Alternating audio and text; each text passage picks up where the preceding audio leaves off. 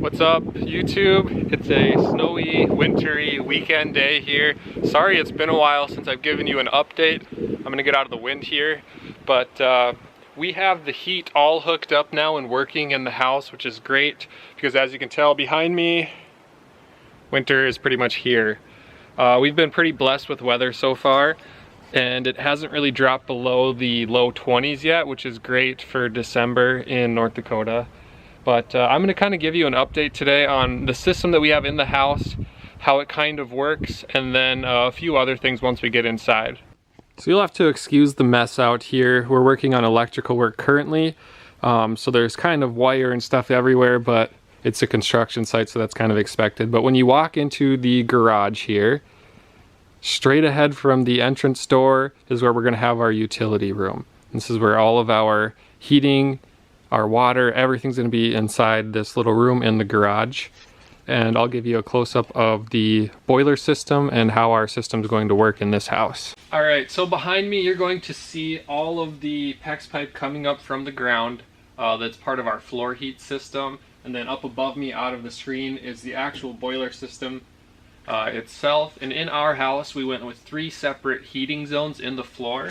And if I scoot over a little bit, you'll be able to see there's 3 different systems here. They're all hooked up separately and they all have their own different water line running through them, and there's like a water solution that they use that doesn't freeze, thankfully. But they're all set on different thermostats, and we can individually control the zones independently from each other, which is kind of cool.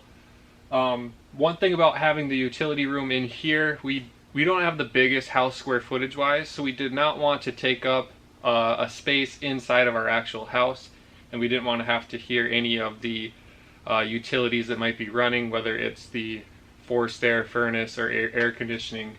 So we wanted it in the garage, and out here we have an 8x8 square that I framed up as the utility room, and the ceiling above me is actually I'm going to put a ceiling over this room, but there's about a 2-foot gap between the roof of our utility room and the actual roof of the garage, and that's going to be all overhead storage, which is a huge space saver. So we'll be able to slide totes in up above this utility room when we're all finished. You can never have enough storage, and any way that you can add storage, I would highly recommend it. And that's a simple way. You just don't make the walls of your utility room go all the way up to the ceiling. Simple fix for storage. But back to our system here. We made our garage 30 by 30. I should note that, which leaves us plenty of room to park my pickup and my wife's vehicle in here. I would describe it as like a 2.5 stall garage, because we've got plenty of room on each side of the garage door. The garage door itself is 18 feet. And having this little square in the corner, we were a little bit concerned that it was going to shrink our garage down, but we still got plenty of room. And with the overhead storage above here and another overhead storage rack, I think we're going to be sitting pretty darn good. So down here at the floor is a little bit closer look of all of the floor heat lines coming out. And then you can see they're branched off into 3 separate zones. And then our main water supply, let me zoom in on this for you a little bit. Sorry, there's a bunch of electrical bags here. That comes up through the ground there and it's teed off, and then we'll hook into the actual water that goes throughout the house over here. Our hot and water lines are also ran into this wall, and then they go down into the concrete, and then they're just stubbed up into all of our bathrooms and near our sink, which is kind of nice. You don't have to run the water lines throughout the walls of your house. It's all underneath the concrete. And then working our way back up, we've got a little pressure tank here, and then we've got the Navian combination boiler system. And this is actually, it's a relatively new system, and it works really, really great from what I hear. Our HVAC guy highly recommended it. It's a combination system. So what that means is this is going to run our floor heat for starters, and 2, it's going to provide us with endless hot water to our home as well.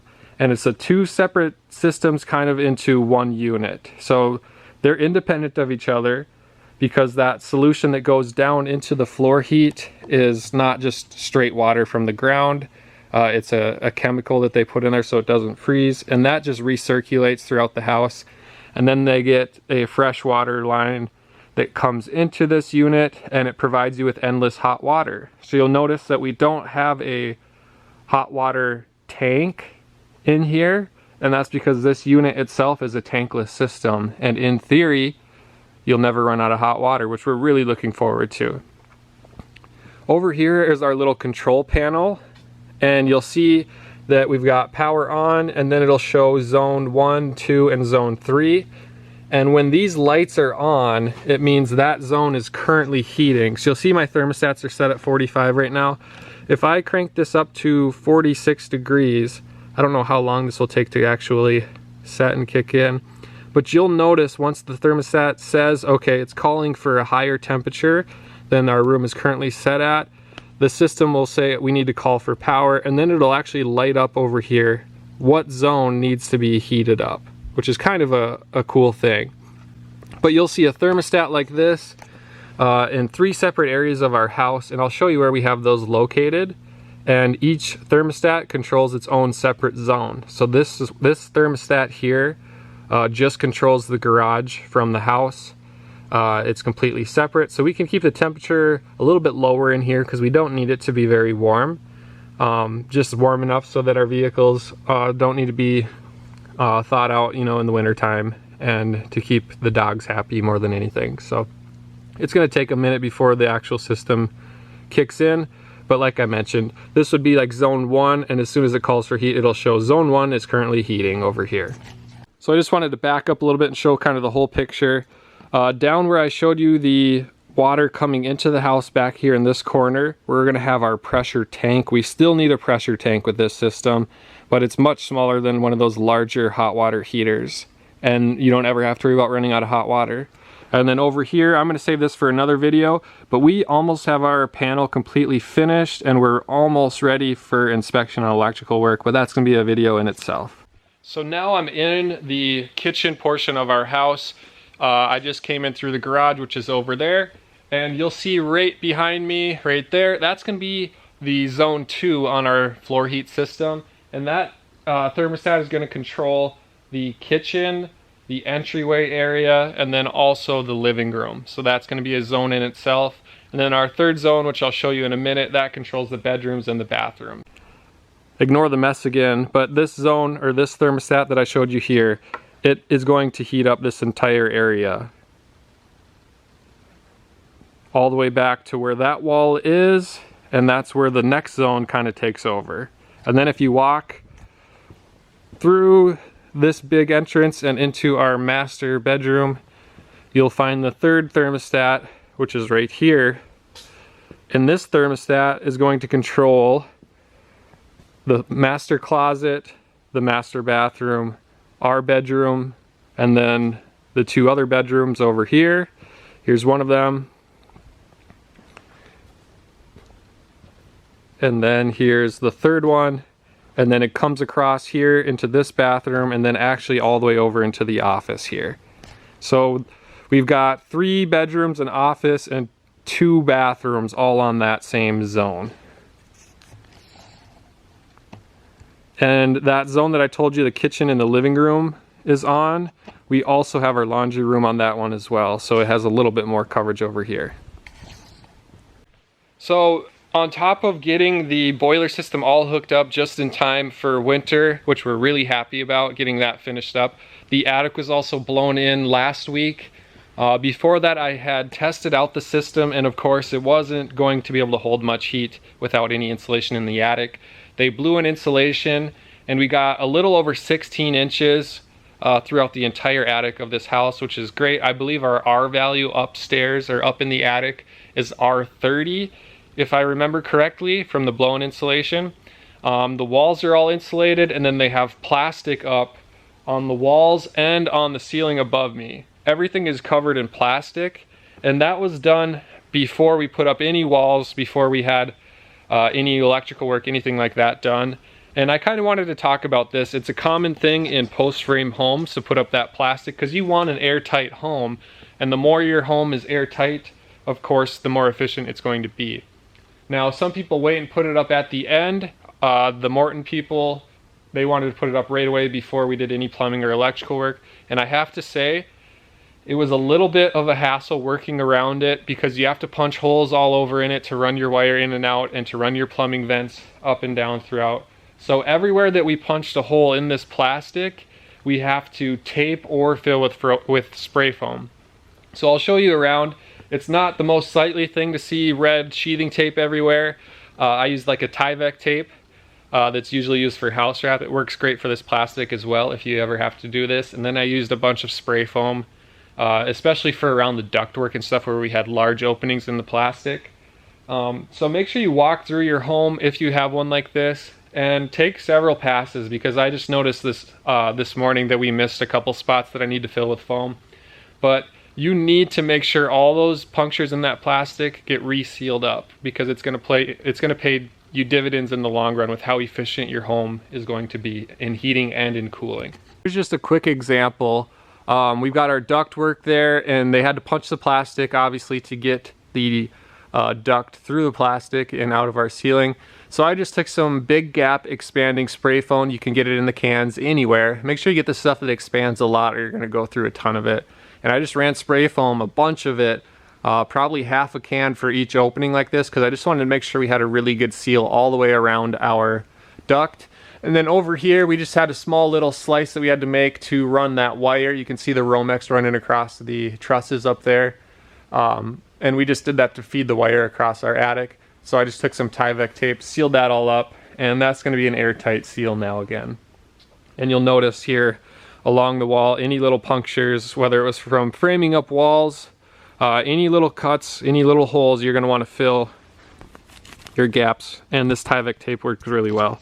And one of the other nice things about having that blow-in insulation is any hole or any gap that we had that we missed, you'll be able to find it easily, because it leaves kind of a mess wherever there was a hole. So I noticed one above our main wall here that I still got to fill with spray foam, but if you just take a few passes, maybe have a friend or somebody come out and help you, and you know, it only takes a couple hours to get the entire house resealed again. It's going to be well worth it before you start hanging sheetrock. You can't go back and do this at a later point. But I'm going to wrap it up there, you guys. I want to thank everybody, honestly, for subscribing to me. It means a ton to me and my family, and I hope that these videos are helpful to anybody that's wanting to build a barndominium or a post frame house. Some of this stuff carries over to just general construction, and that's the whole purpose of this channel, is to not only give you updates on what we're doing, but maybe you'll learn something that I did, or maybe learn from what I did and I should have done a little bit better. And that's kind of my whole premise on making this YouTube channel. So thank you to all of you that chose to subscribe and like my videos. We'll keep updating you here.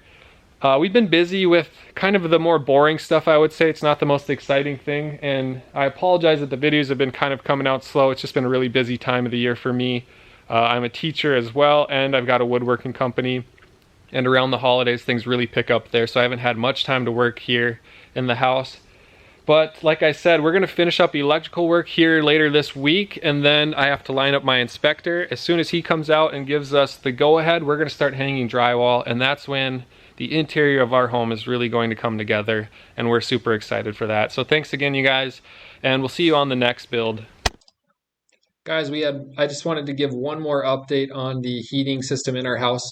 On top of the floor heat, we are also going to have a forced air furnace and air conditioner.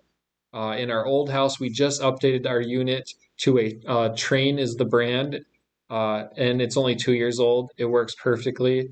And we need some sort of air mover anyways for air conditioning, and having that furnace as a backup heat system is going to be great. And on top of that, for example, if you open your garage door, you lose all of the heat in the garage.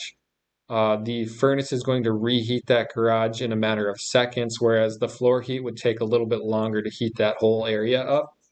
So we're going to set the floor heat at probably 69 or 70 degrees Fahrenheit, and then the forced air furnace will be at like 67 or 68, so that if we do have a quick drop in our temperature, the forced air furnace will get the house back up to temp quickly, and then the floor heat can take over from there. So I just wanted to fill you in on that as well. So we have 2 different heating units in this house. Thanks for watching.